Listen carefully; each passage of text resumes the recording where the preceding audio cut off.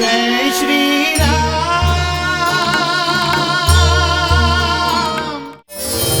नारायण नारायण। परमपिता ब्रह्मदेव को मेरा प्रणाम। यशस्वी भव देवर्षि नारद। आज किस बात पे इतना प्रसन्न दिखाई दे रहे हो? मेरी प्रसन्नता का कारण तो जग विदित है। जिन पृथ्वीवासियों की चिंता मुझे दिन रात सताती रहती है, अब वहां राम राज्य आरंभ हो गया है।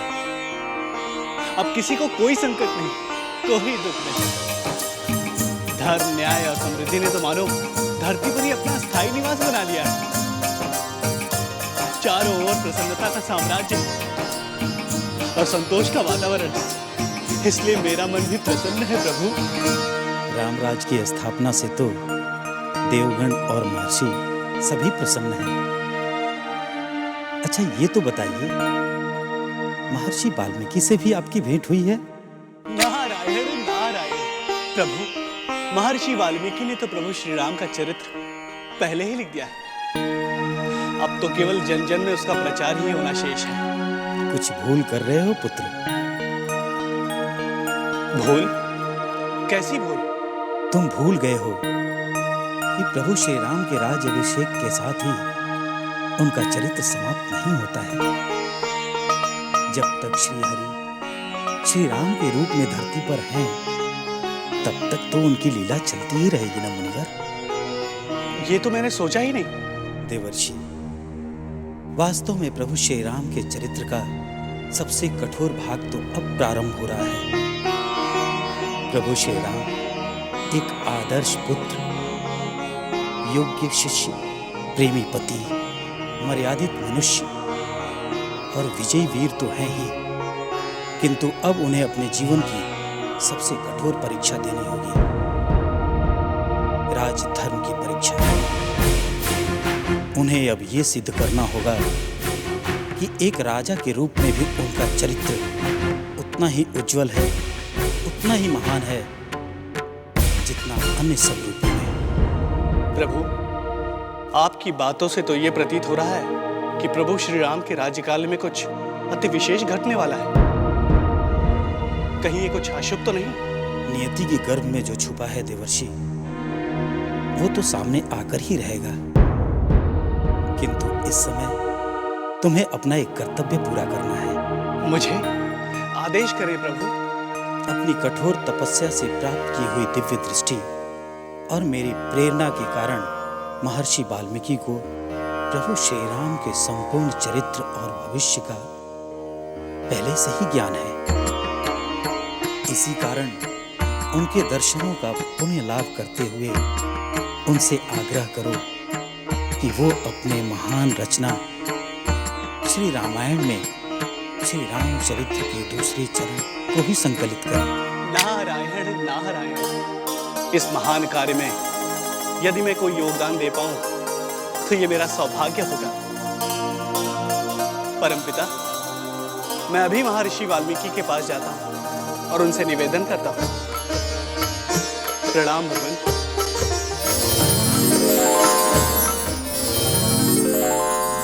प्रणाम। महर्षि वाल्मीकि, धन्य है आपकी अनहद नाद द्वारा की जा रही साधना। धन्य है आपकी श्री रामायण कृति और धन्य है आपके पुण्यकारी दर्शन। आज मेरा जीवन आपके दर्शन पाकर सफल हुआ। आपके श्री चरणों में दास का प्रणाम। देवर्षि नारद। आदरणीय मुनि भरद्वाज को मेरा प्रणाम। देवर्षि नारद को मेरा प्रणाम। आपसे कुछ मंत्रणा करनी है, कृपया आप मेरे साथ आइए।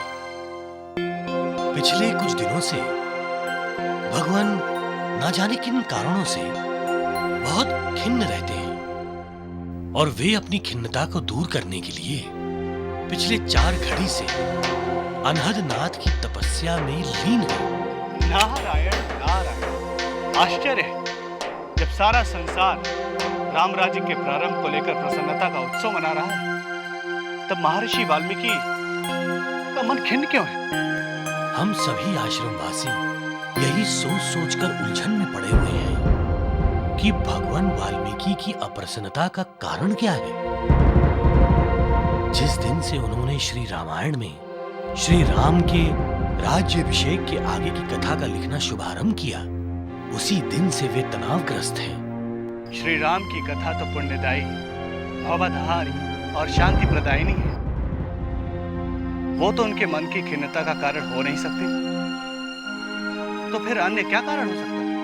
ऋषि भरद्वाज, लगता है आपके आगमन से भगवान की समाधि भंग हो गई। आप कुछ समय यहाँ प्रतीक्षा करें, मैं उन्हें आपके आगमन की सूचना देता हूँ।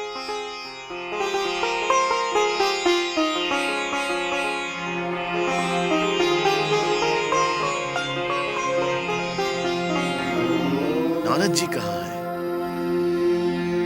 वो परमपिता ब्रह्मदेव की आज्ञा से यहाँ पधारे हैं। आप उन्हें आदर सहित भीतर ले आए। जी गुरुदेव। ठहरो मुनिश्रेष्ठ,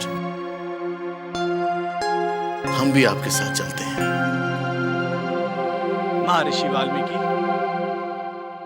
आपके श्री चरणों में दास नारद का प्रणाम।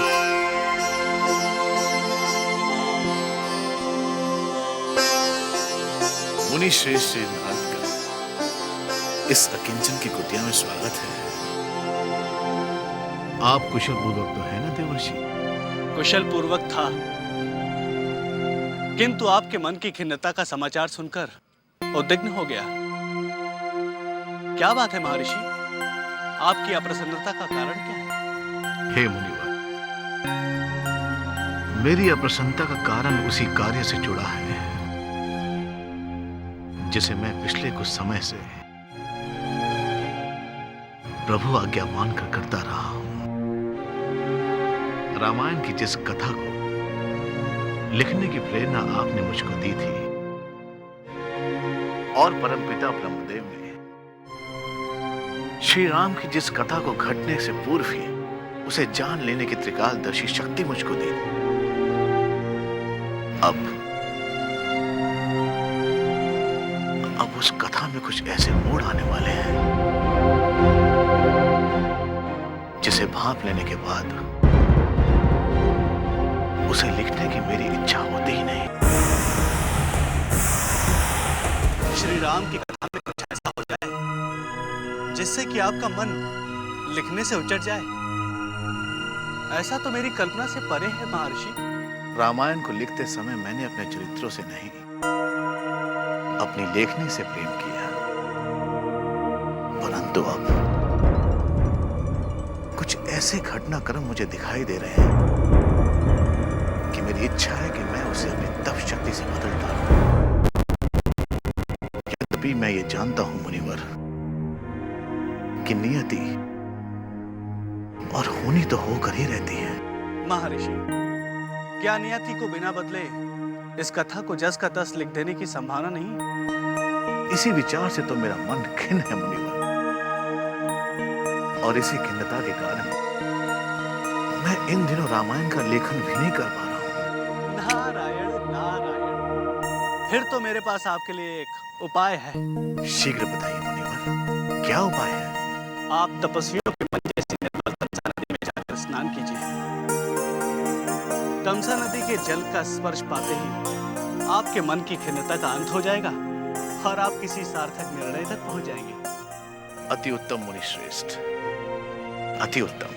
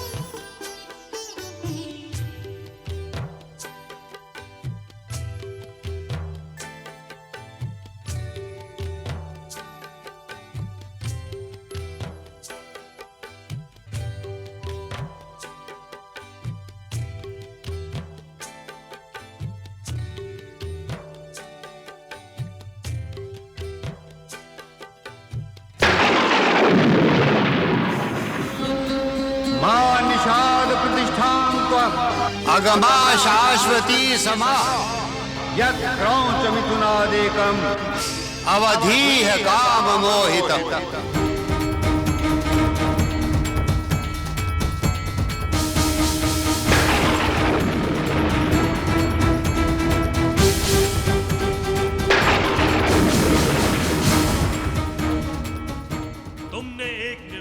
चिड़िया को मार डाला, चिड़िया को मार डाला। तुम्हें कभी शांति ना मिले, कभी शांति ना मिले।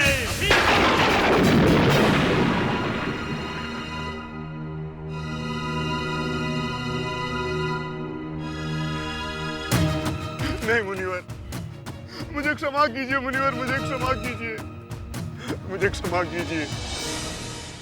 ऐसा कठोर श्राप मुझे न दे मुनिवर, मेरा जीवन नष्ट हो जाएगा। प्रेम मिलन के कोमल क्षणों में दो निर्दोष पक्षियों का जीवन लेकर तू अपने जीवन की भिक्षा मांग रहा है हत्यारे। तुझे तो इससे भी कठोर दंड मिलना चाहिए। किंतु मुनिवर, आखेट ही तो मेरा व्यवसाय है। मैं तो अपने कर्म का पालन कर रहा था मुनिवर। तो फिर छोड़ दे ऐसे कर्म को।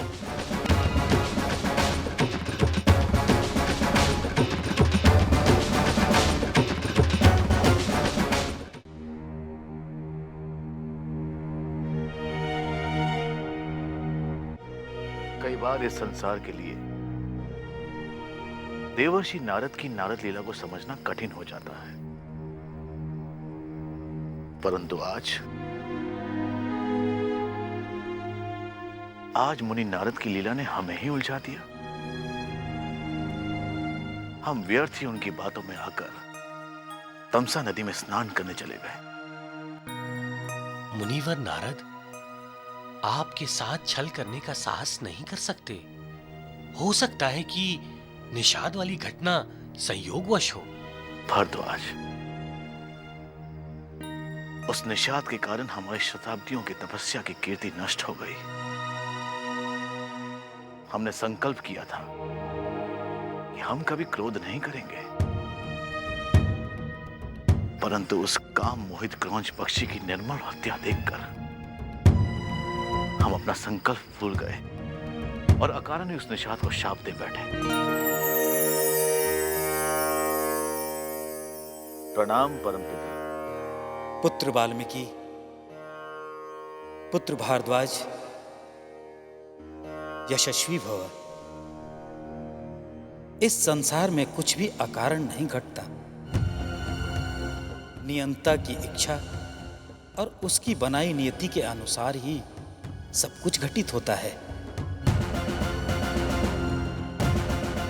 कुछ घड़ी पहले आपके जीवन में घटित घटना वास्तव में विराम के पश्चात आपके महान ग्रंथ रामायण लेखन के पुनः प्रारंभ का संकेत है। आप क्या कहना चाहते हैं परमपिता? मैं इसका अर्थ समझ नहीं पा रहा हूं।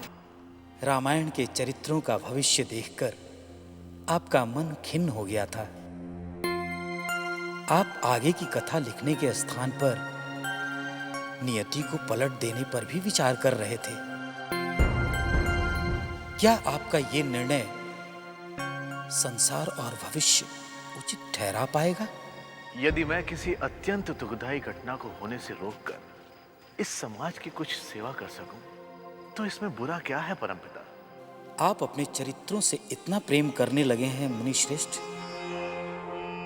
कि उनकी बनी बनाई नियति से आप उन्हें दूर ले जाना चाहते हैं, जहां सब कुछ सरल और सामान्य हो। परंतु पृथ्वीलोक वैसा नहीं है, जहां प्रेम करने वाले क्रौच पक्षी भी हैं और उनकी निर्ममता से हत्या करने वाला निषाद भी। सत्य को झुठलाने से समाज की कोई सेवा नहीं होगी मुनिवर। आपको अपनी कथा को संसार के सामने उसी आदर्श रूप में प्रस्तुत करना है जैसा कि अब तक आप करते आए हैं। आपका कहना उचित है परमपिता, परंतु परमपिता, आपकी इन बातों का और निषाद को शाप दे देने का क्या संबंध है? ये सब नियति का खेल है महर्षि। देवर्षि नारद ने जो परामर्श आपको दिया वो भी नियति के वश होकर दिया, और नियति वश ही निषाद को शाप देते समय आपकी रुकी हुई कथा की मंदाकिनी फिर से कल कल कर बहने लगी। मैं आपका अर्थ नहीं समझा परमपिता। निषाद को शापित करते समय आपके मुंह से जो वाक्य निकले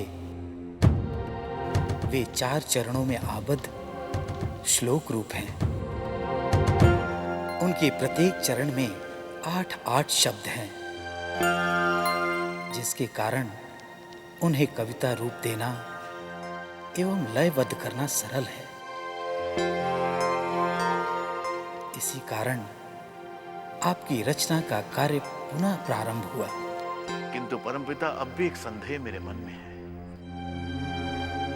क्या इस संसार को, भविष्य और इतिहास को इतनी दुखदाई, मार्मिक और हृदय को तार तार कर देने वाली कथा की आवश्यकता है? इसका निर्णय आप संसार और भविष्य पर ही छोड़ दें महर्षि। इस कथा का पारायण करके संसार इसमें अपना आदर्श खोज ही लेगा। और महर्षि, अब तो आप स्वयं अपनी इस कथा का एक पात्र बन जाने वाले हैं। हे परमपिता, मैं तो चिंतित हूं उन अन्य पात्रों को लेकर जो इस कथा में आने वाले हैं।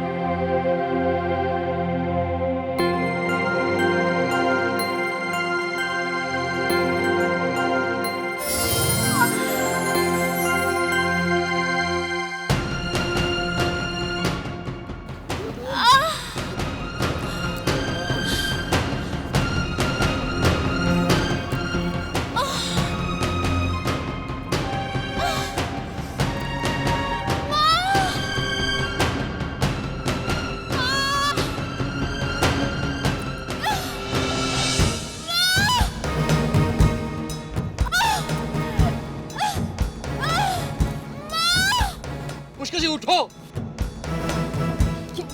अपनी बेटी ककटी आई है। ककटी आई है? हाँ? मेरी बेटी आई है? कहाँ है, किधर है? बाहर उसकी आवाज तो नहीं पड़ रही है, लगता है वो कुछ कष्ट में है। बेटी ककटी, घबराओ मत, मैं आ रहा हूँ। ककटी कहो। ककटी, बेटी कैसी है तू? कहाँ चली गई थी तू? क्या हुआ तुझे, कोई कष्ट है? हाँ?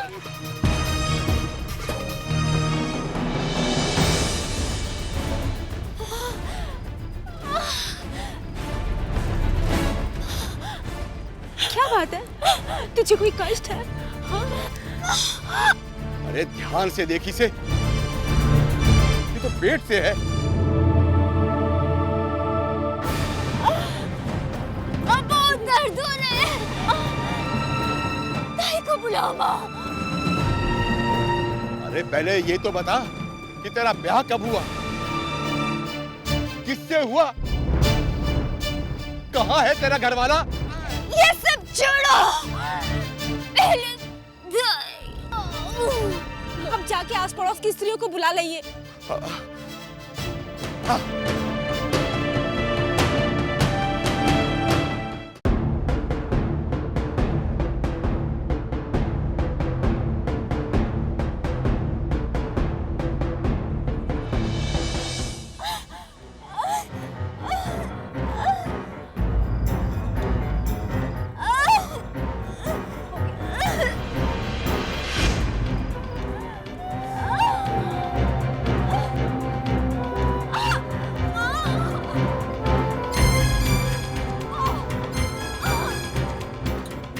राजन, क्या राक्षस राजकुमारी करकटी ने कुछ बताया कि वे इतने दिनों तक कहाँ थीं? नहीं अमात्य, उसने कुछ नहीं बताया। कुछ तो बताया होगा। इतने दिनों तक किसके साथ थी वो? विवाह किसने किया? कुछ नहीं बताया उसने। शायद वो कुछ बताना चाहती थी, पर इसके पहले कि वो कुछ बता पाती, वो अचेत हो गई। मुझे तो बस एक ही डर सता रहा है। क्या? कहीं ऐसा ना हो कि कोई देवता उसके रूप पर मोहित हो गया हो और फिर उसने मेरी भोली भाली बेटी का अपहरण कर उसके साथ बल प्रयोग किया हो। इन दुष्ट देवताओं का कोई भरोसा नहीं है, किंतु हम भी सह्याद्री के वीर राक्षस हैं। यदि किसी देवता ने ऐसा कुछ किया होगा तो हम उसे छोड़ेंगे नहीं।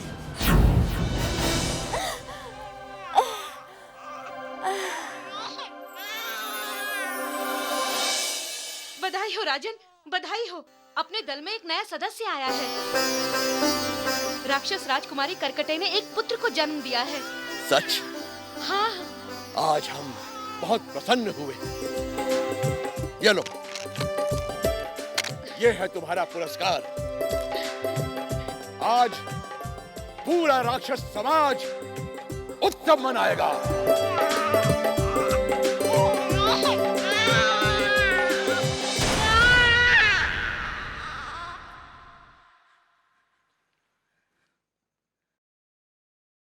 क्या हुआ सीते?